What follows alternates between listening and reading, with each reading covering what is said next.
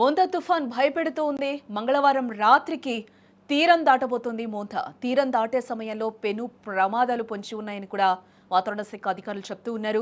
మోంతా బీభత్సం సృష్టించే అవకాశం కూడా కనిపిస్తుంది. అలాగే భారీ గాలులు, భారీ వర్షాలకు ఛాన్స్ ఎక్కువగా ఉన్నట్లు కూడా తెలుస్తుంది. గంటకు 90 నుంచి 110 కిలోమీటర్ల వేగంతో గాలులు వీస్తాయని కూడా చెప్తూ ఉన్నారు. 95 ప్రాంతాలకు అతి భారీ వర్ష సూచన పొంచి ఉంది.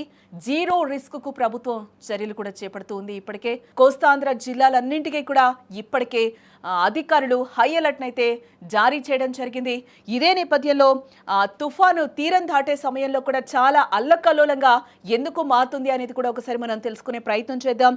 తుఫాన్ మోంతా భీకర తుఫానుగా మారి తీరం దాటపోతుంది. సాయంత్రం వరకు కూడా ఈ నేపథ్యంలోనే వర్షాలు కూడా ఎక్కువగా కురుస్తాయంటూ కూడా హెచ్చరికలను అయితే జారీ చేస్తూ ఉన్నారు అధికారులు.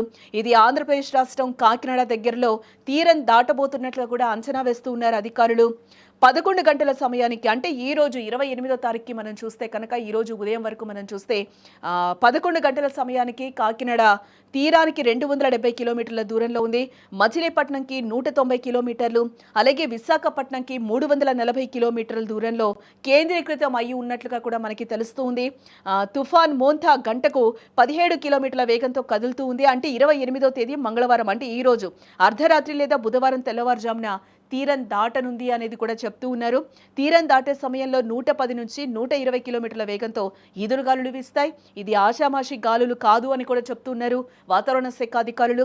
110 కిలోమీటర్ల వేగంతో భీకరమైన గాలులు సముద్రం నుంచి మైదాన ప్రాంతానికి దూసుకొస్తాయని కూడా చెప్తూ ఉన్నారు. ఆ సమయంలో తుఫాను కన్ను ప్రభావం చూపే ప్రాంతంలో చెట్లు కూలిపోతాయి, కరెంటు స్తంభాలు పడిపోతాయి, కరెంటు వైర్లు తెగిపడతాయి, హోర్డింగ్స్ ఎగిరిపోతాయి. 50 నుంచి 60 కేజీల బరువున్న మనిషి సైతం ఈ గాలులకి తట్టుకొని ఆరు బయట నిలబడలేడు అని కూడా తెలుస్తూ ఉంది. ఆ స్థాయిలో గాలులు విరుచుకుపడతాయని కూడా వాతావరణ శాఖ అధికారులు చెప్తూ ఉన్నారు. ఇంత భీకర గాలుల సమయంలోనే బీభత్సమైన వర్షం పడుతుంది. ఇలా నిట్ట నిలువున ఆగకుండా వర్షం పడుతూనే ఉంటుంది. తుఫాన్ మోంతా తీరానికి 40 కిలోమీటర్ల దూరం నుంచి ఈ విధ్వంసం స్టార్ట్ అవుతుందని కూడా చెప్తున్నారు.